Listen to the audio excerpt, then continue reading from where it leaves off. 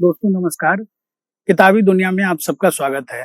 किताबी दुनिया की श्रृंखला किसान और किसानी के अंतर्गत आज मैं आपके सामने प्रस्तुत करने जा रहा हूं प्रख्यात समाजवादी नेता आचार्य नरेंद्र देव का एक भाषण के कुछ अंश। यह भाषण आचार्य नरेंद्र देव ने बनारस में जिला किसान सम्मेलन की अध्यक्षता करते हुए आजादी से कुछ माह पूर्व 10 अप्रैल 1947 को दिया था। तो आइए आचार्य नरेंद्र देव के विचारों को सुनते हैं। किसानों का उद्धार कैसे हो? जमींदारी प्रथा का अंत करके जमीन पर उसके जोतने वाले का अधिकार स्थापित किया जाए, यह हमारे किसान आंदोलन की प्रमुख मांग रही है। इस मांग को कांग्रेस ने सिद्धांत रूप में स्वीकार कर लिया है और हमारे प्रांत में इस मांग को व्यवहारिक रूप देने के संबंध में रूपरेखा तैयार करने के लिए एक सरकारी कमेटी भी बैठाई गई है। खेती ही हमारे देश का प्रमुख उद्योग धंधा है। इसमें देश के लगभग 73% लोग लगे हुए हैं। बिना जमींदारी प्रथा का अंत किए हुए इस उद्योग धंधे की तरक्की नहीं हो सकती। किसान जमीन को अपनी समझकर उसकी पैदावार बढ़ाने के लिए हर तरह का त्याग करने के लिए तैयार नहीं हो सकता। भूमि पर नए साधनों का प्रयोग करने की प्रेरणा उसे नहीं मिल सकती। खेती की उन्नति के लिए जमींदारी प्रथा का अंत होना और खेती पर से दूसरे उन सभी बीच के लोगों को हटाना जो खेती ना करते हुए भी उसकी पैदावार के अंश को हड़प जाते हैं, बहुत आवश्यक है। जमींदारी प्रथा का अंत करने की किसान आंदोलन की मांग को स्वीकार करके भी प्रांतीय सरकार इस कार्य को पूरा करने में बड़ी सुस्ती से काम ले रही है।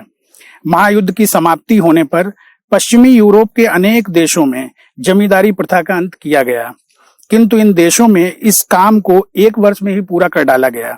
हमारे यहाँ अभी इस बात का निश्चय नहीं हो पाया है कि जमींदारों को मुआवजा कितना दिया जाए। अब मुआवजे के सवाल पर आचार्य नरेंद्र देव के विचारों को सुनते हैं। जहां तक समाजवादियों का संबंध है, वे सिद्धांततः मुआवजा दिए जाने के विरोधी हैं।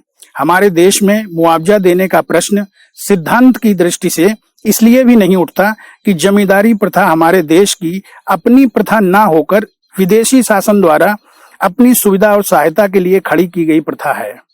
अपने देश में प्राचीन काल में ऐसे लोग तो होते थे जो एक खास इलाके की माल गुजारी वसूल करके सरकार को देते थे और बदले में सरकार की ओर से उन्हें उसका एक अंश कमीशन के रूप में मिल जाया करता था, किंतु वे भूमि के अधिकारी कभी नहीं होते थे। उसका अधिकारी तो किसान अथवा ग्राम पंचायतें ही होती थीं। सम्राट अशोक ने अपनी स्वयं सीर और खुदकास्ट के अतिरिक्त अन्य भूमि भी भिक्षुओं को दान में देने की इच्छा प्रकट की, तो उन्हें मंत्रियों ने बताया कि उन्हें ऐसा करने का अधिकार नहीं है। हमारे प्रांत के अवध के तालुकेदारों ने तो जमींदारी पाने के लिए एक कौड़ी भी खर्च नहीं की।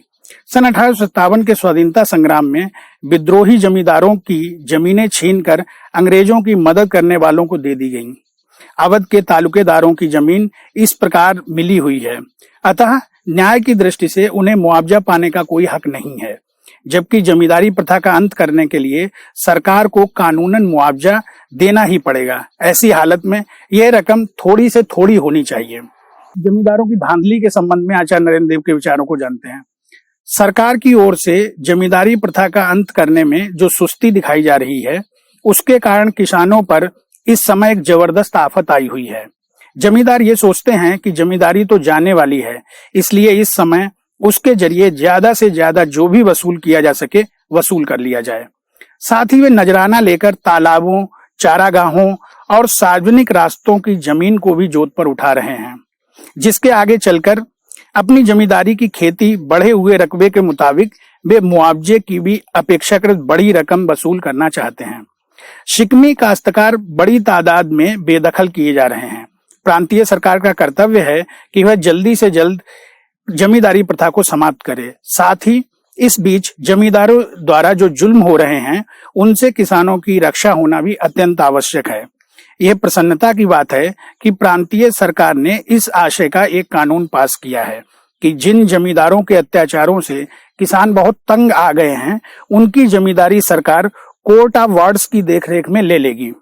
आशा है यह कानून केवल कागजी ही नहीं रह जाएगा, सरकार की ओर से कड़ाई के साथ इसका पालन करने का प्रबंध भी किया जाएगा। जंगलों, चारागाहों, सार्वजनिक मार्गों आदि की रक्षा के लिए भी शीघ्र एक कानून बनाए जाने की आवश्यकता है। जमींदारों के अंत के पश्चात जमींदारी प्रथा का अंत हो जाने से ही किसानों की वर्तमान दुर्व्यवस्था का अंत नहीं हो जाएगा। जमीन पर बढ़े हुए बेहद भार को घटाने तथा उसकी पैदावार बढ़ाने के लिए सरकार तथा स्वयं किसानों को साहसपूर्ण कदम उठाने होंगे। उद्योग धंधों का उचित विकास न होने के कारण भूमि पर भार बेहद बढ़ गया है और वह छोटे छोटे असंख्य लाभ कर टुकड़ों में बंट गई है। भूमि पर इस भार को दूर करने के लिए सरकार को उद्योग धंधों का तेजी से विस्तार करने की नीति अपनानी चाहिए। छोटी छोटी टुकड़ियों में बटी हुई जमीन को लाभकर बनाने और उसे पूरा फायदा उठाने के लिए हमें चकबंदी नीति अपनानी पड़ेगी। चकबंदी हो जाने पर भी एक परिवार के हिस्से में जमीन का कितना बड़ा टुकड़ा आता है, उस पर आधुनिक यंत्रों का लाभकर प्रयोग नहीं किया जा सकता। खेती में आधुनिक यंत्रों को प्रयोग के लिए बड़े बड़े खेतों का होना जरूरी है। अतः आवश्यक इस बात की है कि समूचे गांव के लोग मिलकर सहकारी कृषि की प्रथा को अपनाएं। सबकी जमीन एक साथ जोती और बोई जाए। फसल के काटने के वक्त क्षेत्रफल के हिसाब से पैदावार बांट ली जाए। सिंचाई के लिए सरकार को बिजली का प्रबंध करना चाहिए। बहुत से किसान आज कर्ज के भार से बुरी तरह पिस रहे हैं। सरकार का कर्तव्य है कि वह उन्हें सस्ते दर पर सूद देने वाली सरकारी बैंक खोलकर साहूकारी से मुक्त करे। किसान सस्ती दर पर अच्छी खाद और बीज वगैरह प्राप्त कर सके और अपनी पैदावार का उन्हें पूरा मुआवजा मिल सके। इसके लिए जरूरी है कि बीज के दलालों को दूर किया जाए तथा खरीद और बिक्री का सारा कार्य सहकारी समितियों के जरिए किया जाए। इस प्रसंग में किसानों को प्रांतीय सरकार के गांव हुकूमत बिल के द्वारा जो अधिकार मिलने वाले हैं, उनका पूरा इस्तेमाल करना चाहिए। अब किसान सभाओं के कार्य के संबंध में आचार्य नरेंद्र देव के विचारों को जानते हैं। अब तक किसान सभाओं का कार्य मुख्यतः प्रचारात्मक रहा है। वे किसानों की शिकायतों को सरकार के सामने रखकर उन्हें दूर करने के लिए आंदोलन करती रही हैं। किंतु अब जब जमींदारी प्रथा का अंत निकट है और राज्य सत्ता भारतीयों को हस्तांतरित होने वाली है, तब उन्हें किसान मजदूर राज्य की स्थापना के ध्येय को लेकर रचनात्मक कार्य में लगना होगा।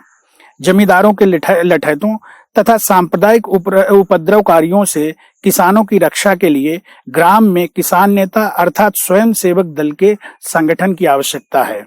सबसे बड़ी बात किसान कार्यकर्ताओं को जो करनी है, वह है किसानों को आपस में मिलजुल कर काम करना सिखाना। गांव के मुकदमों का निपटारा, गांव की शिक्षा का प्रबंध, किसानों की आवश्यकता की वस्तुओं की खरीद और बिक्री, इन सबको किसानों को अपनी पंचायत और सहयोग समितियों के द्वारा करना चाहिए। किसान कार्यकर्ताओं का कर्तव्य है कि वे रूस, अमेरिका आदि भारत के बाहरी देशों में होने वाले कृषि संबंधी प्रयोगों का अध्ययन करें और मालूम करें कि उनसे भारतीय किसान क्या शिक्षा ग्रहण कर सकते हैं। किसान सभाओं को एक और राज्य सरकार जोर डालकर उससे किसानों के हित के कानून बनवाना है, दूसरी ओर स्वयं किसानों की मनोवृत्ति बदलनी है। अमेरिका के किसान के पास अच्छा घर, बगीचा और मोटर है, किंतु हमारे देश का अन्नदाता किसान अपना ही पेट भरने में असमर्थ रहता है। इसके लिए वह अपने भाग्य को दोष देकर प्रायः संतोष कर लेता है। पर किस्मत की ये मार हमारे ही देश के किसानों पर ही क्यों है, अमेरिका के किसानों पर क्यों नहीं? हमें किसानों के मस्तिष्क से भाग्यवाद को निकाल फेंकना है। उन्हें अपने पैरों पर खड़ा होना सिखाना है, एक दूसरे के साथ सहयोग करना सिखाना है।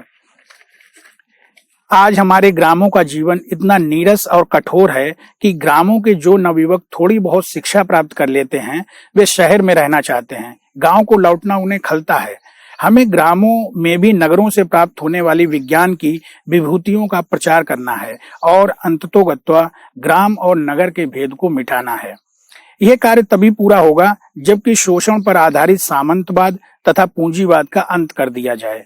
बहुतों की मेहनत की कमाई पर गुलछर्रे उड़ाने वाले कुछ लोग ना रहें। सभी लोग एक दूसरे के साथ सहयोग करते हुए परिश्रम करें और व्यक्ति की भलाई सबकी भलाई और समूह की भलाई व्यक्ति की भलाई समझी जाए। इस शोषण मुक्त समाज की स्थापना के लिए किसान सभाओं को मजदूर सभाओं के साथ घनिष्ठ संपर्क स्थापित करके आंदोलन करना होगा। तो ये आचार्य नरेंद्र देव के विचार थे जो किसान सभाओं के संबंध में और उनकी स्वतंत्र भारत में भूमिका जो रहेगी उसके संबंध में थे। मित्रों, यदि ये सब विचार आपको अच्छे लगे हों तो इन्हें अपने मित्रों के साथ में अवश्य साझा करें। धन्यवाद।